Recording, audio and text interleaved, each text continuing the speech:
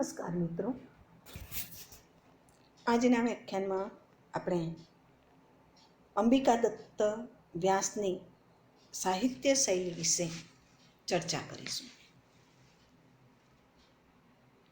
બ્રહ્માની સૃષ્ટિનું અને એમના જે વિવિધ પદાર્થો તથા પ્રવૃત્તિઓમાં રહેલું જે સૌંદર્ય છે એનું અવલોકન કરતો કવિ એને પોતાના માનસપટ પર અંકિત કરીને પોતાના શબ્દોમાં રજૂ કરે છે.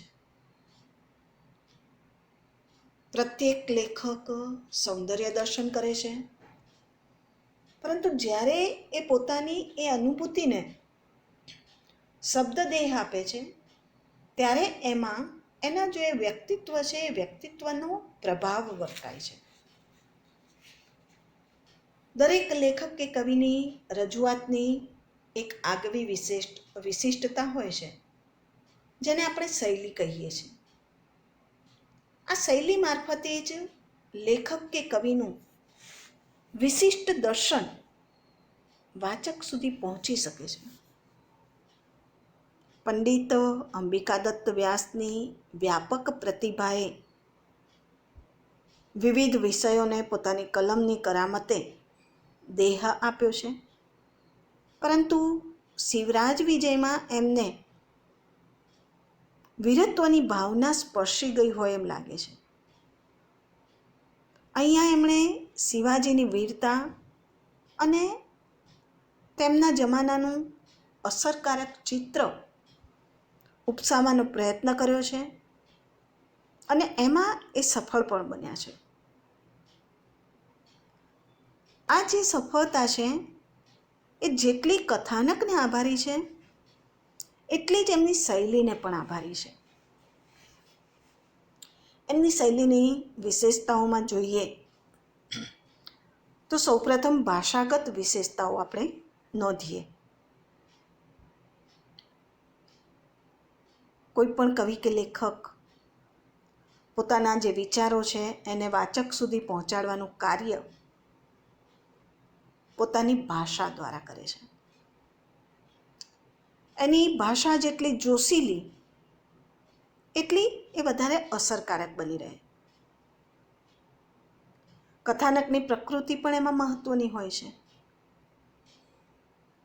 શિવરાજ વિજયનું જે કથાનક છે એ જુસ્સાભર્યું છે, શૌર્યનું રક્ત તેમાં ધસમસે છે, અને આવા કથાનકને વ્યાસજીની જે ભાષા છે એ સમર્થ રીતે ઝીલે છે.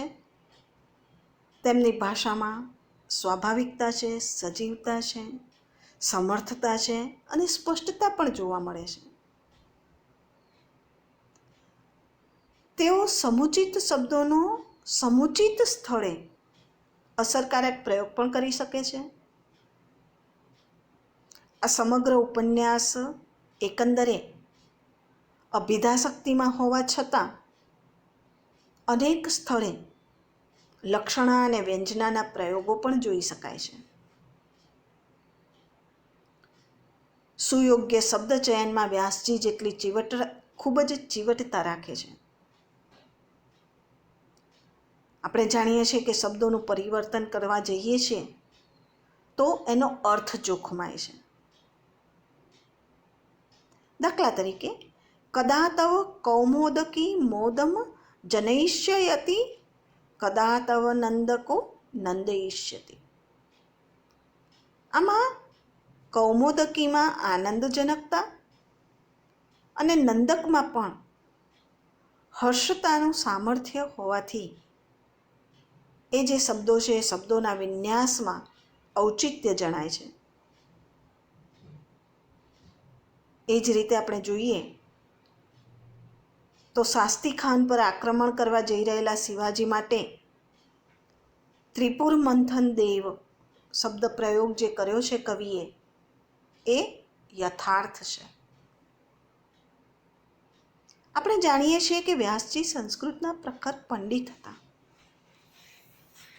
કોષ વગેરે એમની રસના પર નર્તકીની જેમ વિલાસ કરતા હતા અને પરિણામે વિશાળ શબ્દ ભંડોળથી સંપન્ન હોવાને કારણે તેઓ કોઈ પણ વર્ણનને સંપૂર્ણ રીતે શબ્દોમાં ઉતારી શકે છે. રોજબરોજના વ્યવહારની વાત હોય કે વિવિધ કલાની વાત હોય, તેમને શબ્દોની ખેંચ કે ખોટ પડતી નથી. કોઈ પણ વસ્તુનું પૂરું ચિત્ર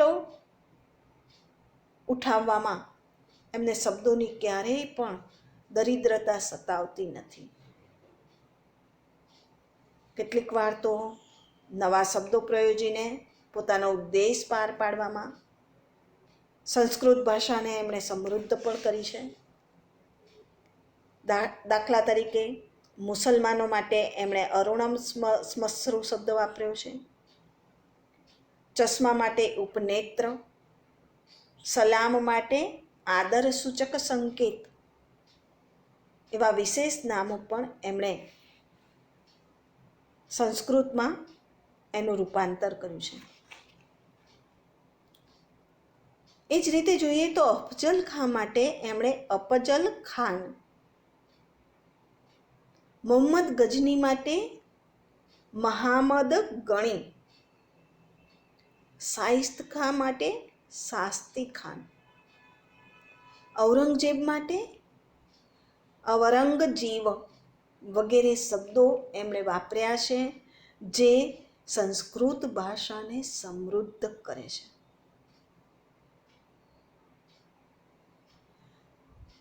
વ્યાસજી વ્યાકરણના પણ પ્રકાંડ પંડિત છે. એમની આ જે પ્રતિભા છે એ પ્રતિભા શિવરાજ વિજય કૃતિમાં ઠેર ઠેર આપણને સર્વત્ર છવાયેલી જોવા મળે છે. વ્યાકરણના અદ્યતન ભૂતકાળના રૂપો વાપરવાના એ શોખીન છે. અતાપીસત, વ્યયાજીસત, સમબાણિત વગેરે રૂપો એમણે વાપર્યા છે. પરોક્ષ ભૂતકાળ તેમજ હસ્તન ભૂતકાળના પ્રયોગો સાથે ભળીને ભૂતકાળના ત્રણેય પ્રકારોની અવતારણા એમણે કરી છે. જો કે અહીંયા એક બાબત એ કહેવી જોઈએ કે બાણભટ્ટ વગેરેની જેમ અંબિકા દત્ત આ ત્રણ પ્રકારોના પ્રયોગ માટેની જે ભેદરેખા છે એને એ જાળવતા નથી.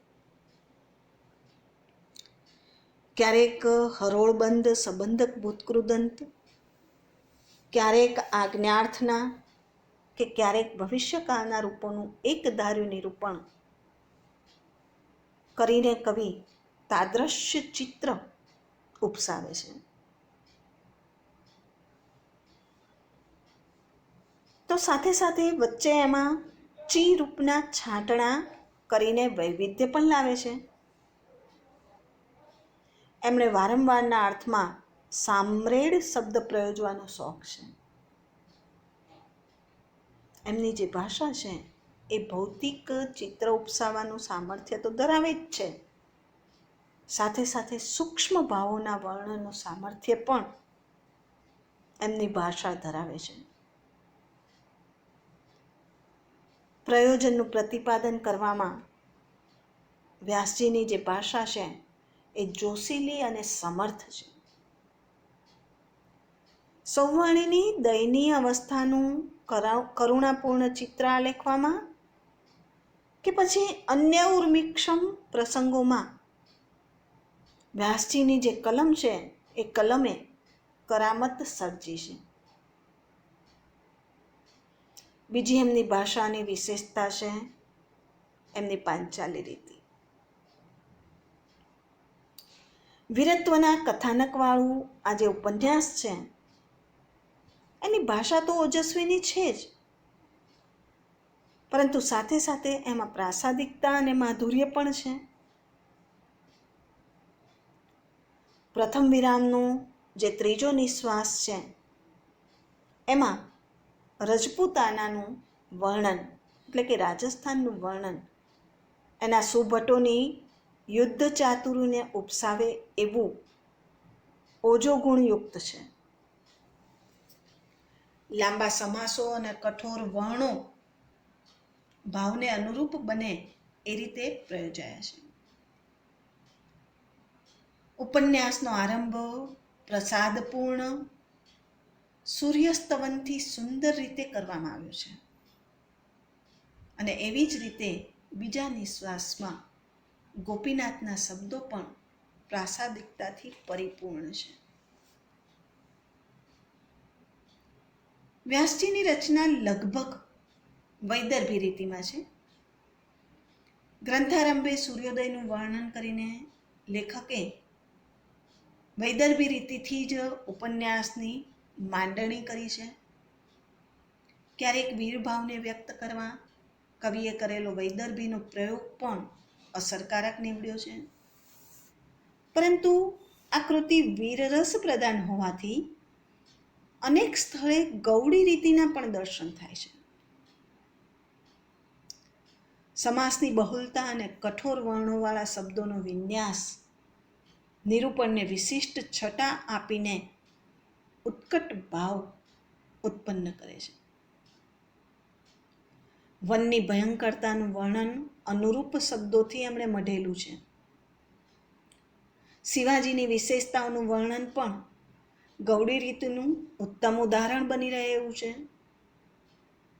વિપ્રલંબ શૃંગારની અભિવ્યંજના કરવા કવિએ પાંચાલી રીતિ પણ અપનાવી છે. ક્યારેક તો વ્યાસજી એક જ વાક્યમાં ગૌડી અને પાંચાલીનો એક સાથે પ્રયોગ કરે છે. જેમ કે તૃતીય નિશ્વાસમાં લૂંટારાઓ પાસેથી છટકી જઈને હનુમાનના મંદિરમાં ગૌરસિંહ તથા શ્યામસિંહ પહોંચ્યા, ત્યારબાદ થયેલા ચંદ્રોદયના વર્ણનમાં પ્રસાદ અને ઓજસ ગુણ છે તથા વૈદર્ભી અને પાંચાલી શૈલીનો પ્રયોગ થયેલો છે. આ જે વર્ણન છે વર્ણનમાં સરળ અને સમાસયુક્ત શૈલીનો સમન્વયાત્મક પ્રયોગ આપણને જોવા મળે છે. એમની ભાષાની બીજી એક વિશેષતા એ છે કે એમનું અલંકાર વૈવિધ્ય.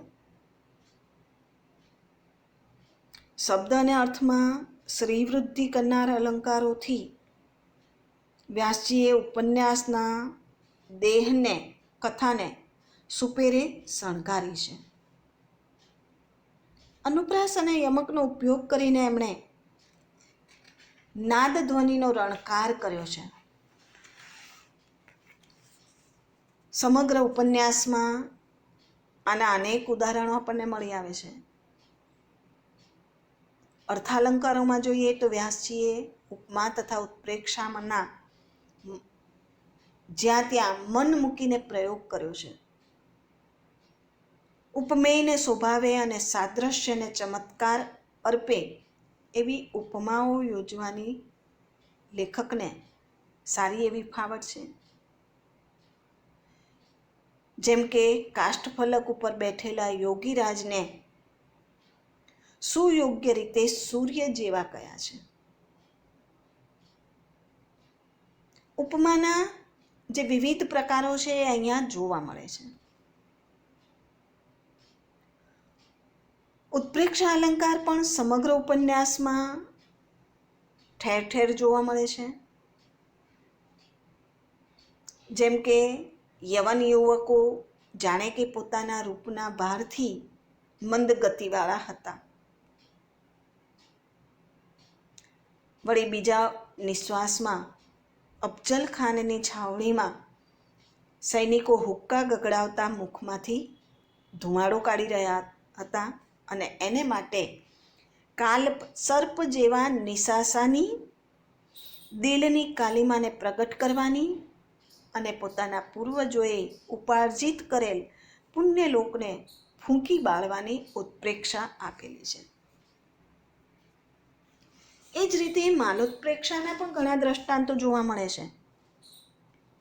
આ ઉપરાંત રૂપક, માલારૂપક, ભ્રાંતિમાન, અપહર્ણોતિ, દ્રષ્ટાંત, વ્યતિરેક, અપ્રસ્તુત પ્રશંસા, વિરોધ, વિશેષોક્તિ, સમાસોક્તિ, સહોક્તિ વગેરે અનેક અલંકારોથી આ શિવરાજ વિજય ઉપન્યાસ રત્નખચિત આભૂષણોથી શોભતા શિવાજીની માફક ઝળહળે છે. ગૌરસિંહ તથા શ્યામસિંહને બાલૌ અપી અબાલ પરાક્રમૌ એમ કહ્યું છે અને એમાં વિરોધાભાસ અલંકાર છે.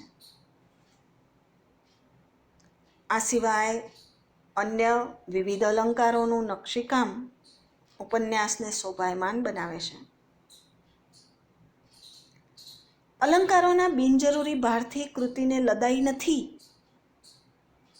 ગમે ત્યાં ગમે તે અલંકારનો પ્રયોગ એમણે કર્યો નથી, કારણ કે અલંકારો એ આવશ્યક અને ચમત્કૃતિજનક છે. રસ નિરૂપણમાં પણ લેખકને સારી એવી ફાવટ છે. ભારતીય સાહિત્ય મીમાંસકોની દ્રષ્ટિએ જોઈએ તો રસાનુભૂતિ એ કાવ્યનું ચરમ પ્રયોજન છે. વ્યાસજીએ પ્રાચીન પરિપાટીને અનુસરીને બેમાંથી વીર રસને મુખ્ય રસ તરીકે સ્થાન આપ્યું છે.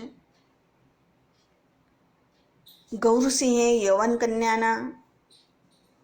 યવન યુવકના કરેલા વધના વર્ણનમાં વીર રસ છે. શિવાજી તથા એમના જે સહાયકો છે એના દ્વારા તે અભિવ્યક્ત થયું છે. શિવાજીની શારીરિક તથા ચારિત્રિક દ્રઢતા, રાજનીતિ પટુતા, દેશની દયનીય દુર્દશા તથા પરાધીનતાના અનુભવથી ઉદ્દીપ્ત થયેલો જે ઉત્સાહ છે એ વીર રસમાં પરિણમે છે. શિવાજીની અનેક ચેષ્ટાઓ આને અભિવ્યક્ત કરે છે. આ જે ગદ્ય રચના છે એમાં શૃંગાર રસ ગૌણ કથાનકમાં રઘુવીર અને સૌવર્ણીના પ્રેમ દ્વારા નિરૂપાયેલો છે. શિવાજી અને રોસનારાનો પ્રેમ એકપક્ષી છે અને એ પણ પૂર્ણ રસની કોટીને ન પામતા રસાભાસ બની રહે છે. ભારત વર્ષ અને હિન્દુઓની જે દુર્દશા છે એનું દર્દસભર જે ચિત્રણ કરાયું છે એ ચિત્રણમાં કરુણ રસ છલકે છે. તો કન્યાહરણની વાત સાંભળીને ગુસ્સે થયેલા યોગીરાજનો જે કથન છે એમાં રૌદ્ર રસ જોવા મળે છે. યોગીરાજની અલૌકિક સમાધિ વાચકના ચમત્કારયુક્ત મનમાં આશ્ચર્ય અને અહોભાવ ઉત્પન્ન કરે છે. તો સૂર્ય, નૃપ, દુર્ગાદેવી, પુત્ર વગેરે પ્રત્યેના ભક્તિભાવ કે વત્સલભાવ દ્વારા શાંત રસની અભિવ્યંજના પણ છે. આમાં ભયાનક અને બીભત્સ રસ પણ છે. આમ જોઈએ તો વ્યાસજીએ વાચકને વિવિધ રસકુંડોમાં સ્નાન કરાવ્યું છે એમ કહી શકાય. તો ક્યાંક એમણે રસના અમી છાંટણા છાંટ્યા છે, તો વળી ક્યાંક વીર રસ જેવા રસસાગરમાં વાચકને જબોળ્યો છે. આમ રસ નિરૂપણમાં કવિએ લગભગ બધા જ રસોનું નિરૂપણ પ્રસંગોચિત કર્યું હોય એવું જણાય છે. એમની વર્ણન કલા જોઈએ તો ઉપન્યાસ પ્રકારની કૃતિમાં કવિ પોતાના વિચારો અને કલ્પનાને પ્રગટ રીતે રજૂ કરતો હોય છે. આ કલ્પના જે છે વર્ણનો દ્વારા વધારે વેગ પકડે છે.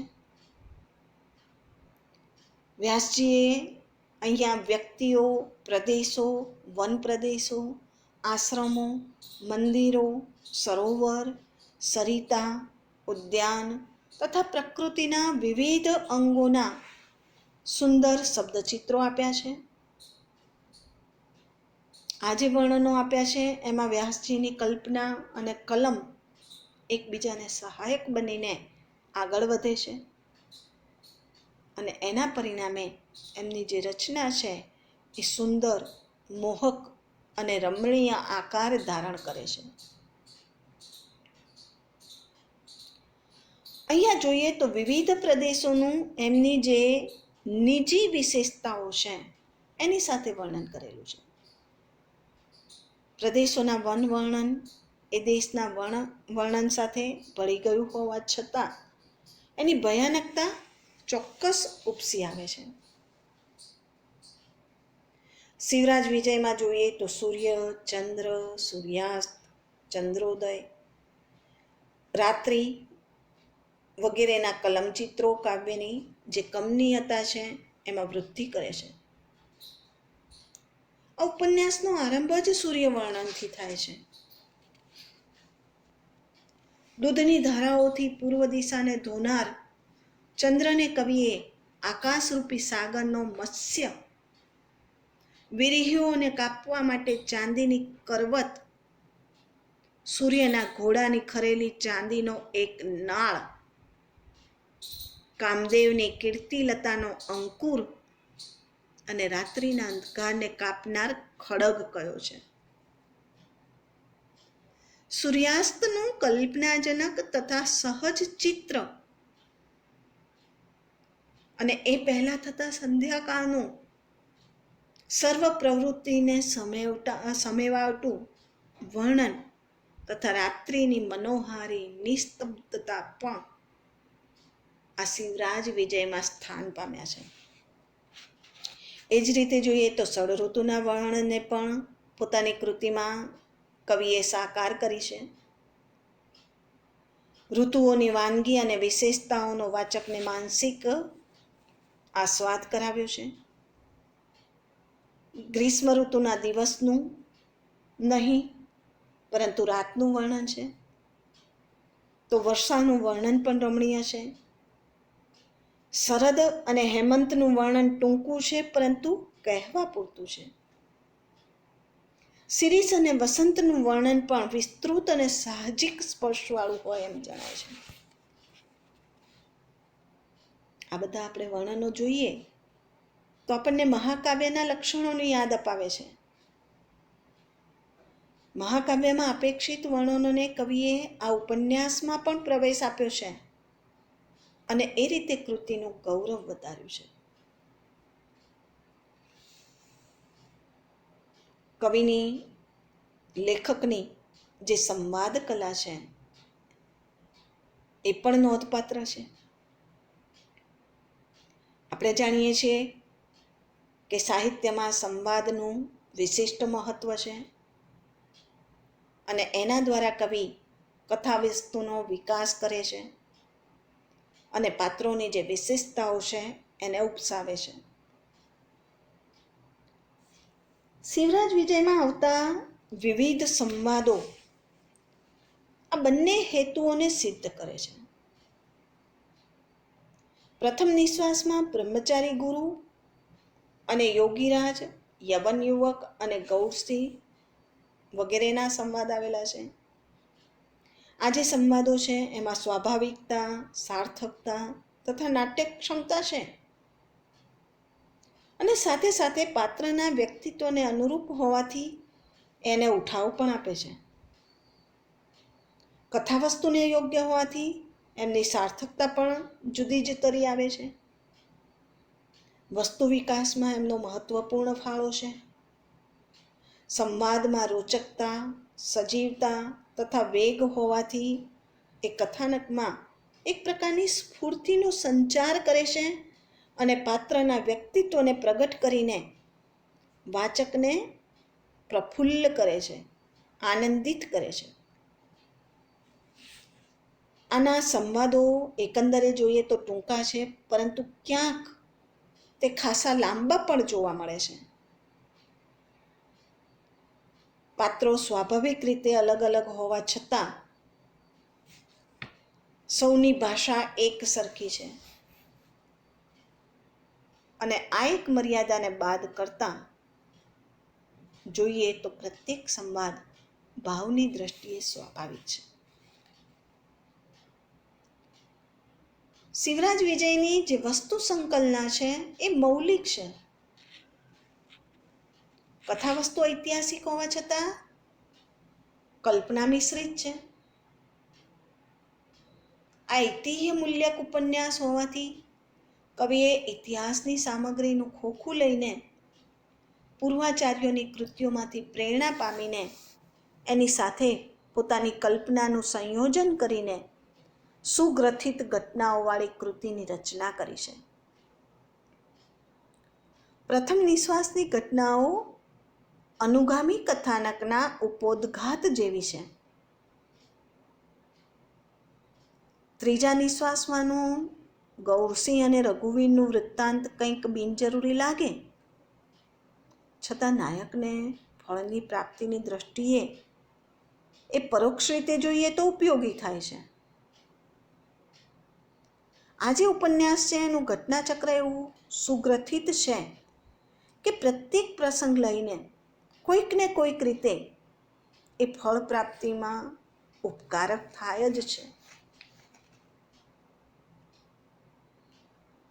પ્રાચીન જે ગદ્ય સ્વામીઓ છે એમાં દસકુમાર ચરિતને જોઈએ તો શિથિલ સંકલનવાળું કાવ્ય છે. એમાં પ્રત્યેક વાર્તા સ્વતંત્ર અને પરસ્પર અબદ્ધ છે. વાસવદત્તા છે એમાં એનું જે કથા છે એ કથામાં વસ્તુગ્રથનમાં કંઈક શ્લિષ્ટતા જોવા મળે છે, પરંતુ એનું કથાનક ચમત્કારચુંબી મનને પોષતા જે અંશો છે એ અંશોને ધરાવે છે. કાદંબરી અને હર્ષચરિતની જે ઘટનાઓ છે એ પ્રમાણમાં વધારે સુગ્રથિત છે, પરંતુ એમાં કથાનકને ભોગે કવિનો જે વર્ણન મોહ છે એ અવરોધક બને છે. હર્ષચરિત સિવાયની 3 જે ગદ્ય રચનાઓ છે, વાસવદત્તા, દસકુમાર ચરિત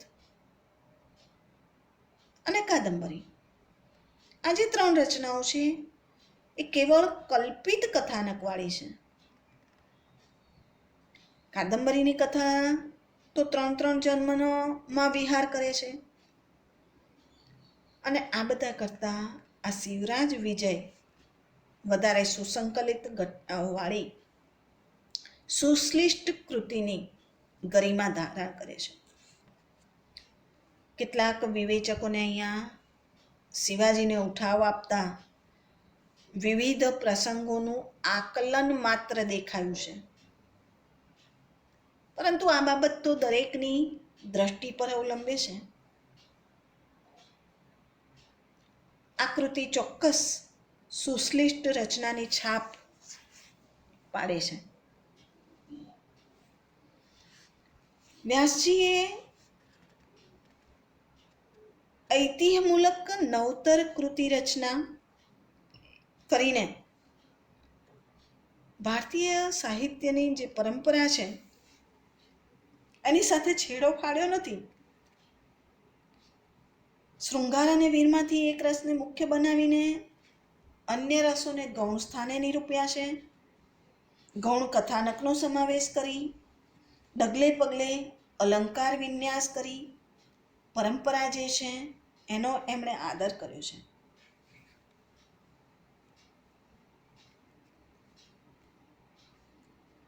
આ જે કૃતિ છે એ કૃતિની પ્રત્યેક ઘટના વાસ્તવિક અને આ જગતની છે. એના દરેક પાત્ર ધરતી પર ચાલે છે, ધરતીની જ હવામાં શ્વાસોશ્વાસ લે છે. અને વ્યાસજીની બીજી વિશેષતા એ છે કે પુરોગામીઓની શૈલીના ખાસ વિશિષ્ટતાઓ અપનાવવા સાથે એમનાથી ફંટાઈને બીજા રસ્તે જઈને મોટાભાગનું કથાનક એમણે પોતે અને થોડોક જ ભાગ પાત્રોએ પોતાના વૃત્તાંત તરીકે નિરૂપેલું છે. અંબિકા દત્તે કાવ્યશાસ્ત્રના કોઈ પણ ગ્રંથનું પૂર્ણતયા અને આંધળું અનુકરણ કર્યું નથી, પરંતુ અનુગામી કવિઓએ એમનું આ જે નૂતન સાહિત્ય શિલ્પ છે એને વધાવી લીધું છે, એને અપનાવી લીધું છે. એ જ એમની સફળતા છે. અસ્તુ.